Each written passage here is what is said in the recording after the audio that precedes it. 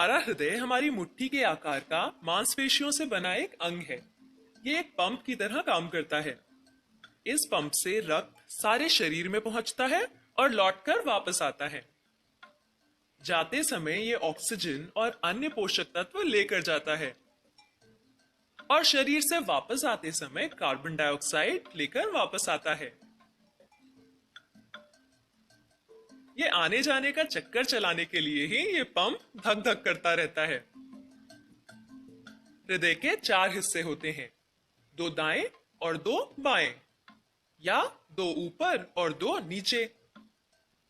ऊपर वालों को कहते हैं एट्रियम और नीचे वालों को वेंट्रिकल। तो ये हुआ बायां एट्रियम और ये दायां एट्रियम। तो नीचे वालों के नाम क्या होंगे? बिल्कुल सही, बायां वेंट्रिकल और दायां वेंट्रिकल। हृदय में रक्त लाने और बाहर ले जाने के लिए मानो पाइप या ट्यूब यानी नलिकाएं होती हैं, जिन्हें रक्त वहनियां कहते हैं। यहां से शुरू होकर पूरे शरीर में रक्त की छोटी छोटी नलिकाओं का एक जाल सा बिछा रहता है। क्या तुम अंदाजा लगा सकते हो कि अगर इन सारी नलिकाओं को जोड़ दो तो कुल लंबाई कितनी होगी? 1,00,000 किलोमीटर के करीब, यानी मुंबई से दिल्ली और वापस के 50 चक्करों के बराबर। यहाँ जो नीले ट्यूब दिखाए गए हैं वो बताते हैं कि इनमें अशुद्ध रक्त है।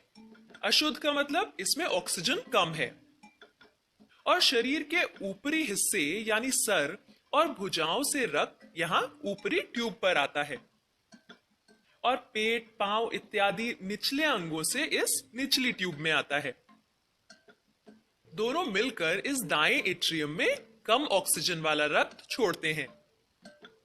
इस एट्रियम का सिर्फ नीचे की तरफ यानी सिर्फ एक तरफा खुलने वाला एक वॉल्व है। ऐसे और भी दरवाजे हैं, इन्हें वॉल्व कहते हैं। ये वॉल्व तभी खुलेगा जब नीचे वाला वेंट्रिकल फैलेगा।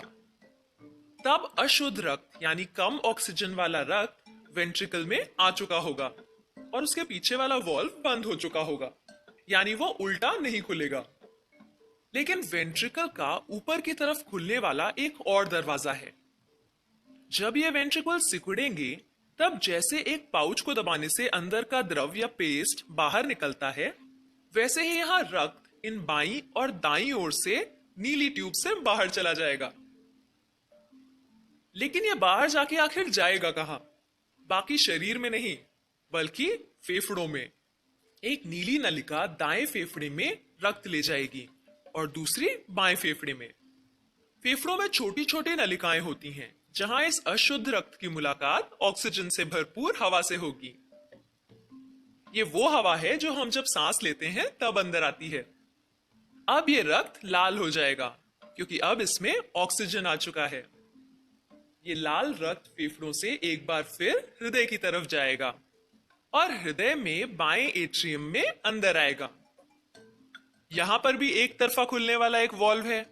जब वेंट्रिकल फैलेगा तब यह शुद्ध लाल रक्त वेंट्रिकल में खींचा चला आएगा और जब वेंट्रिकल सिकुड़ेगा तब यह ऊपर खुलने वाले वॉल्व से बाहर सिर, भुजाओं के लिए, पेट और पैरों की तरफ जाएगा।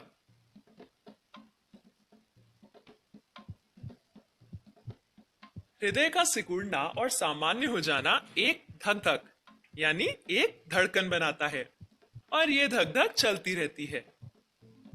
रक्त शरीर भर में पहुंचता रहता है और लौटकर वापस आता रहता है। फेफड़ों में जाता है, शुद्ध होता है और फिर चल पड़ता है शरीर भर में ऑक्सीजन और पोषक तत्व पहुंचाने के लिए।